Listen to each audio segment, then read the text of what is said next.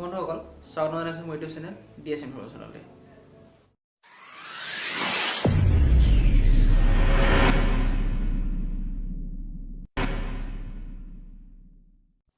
আৰম্ভ কৰিছোঁ প্ৰথম প্ৰশ্নটি।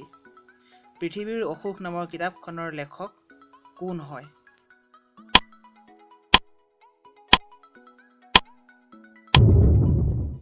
পৃথিৱীৰ অসুখ নামৰ কিতাপখনৰ লেখক হৈছে যোগেশ দাস। আহিছোঁ এতিয়া দ্বিতীয় প্ৰশ্নটিলৈ। শ্ৰীমন্ত শংকৰদেৱে লিখা আটাইতকৈ সৰু গ্ৰন্থখনৰ নাম কি আছিল?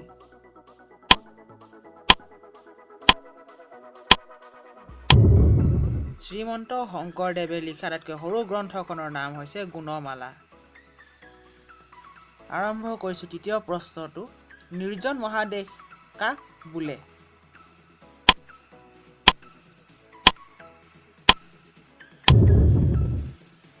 নিৰ্জন মহাদেশ এণ্টাৰ্কটিকাক কোৱা হয়।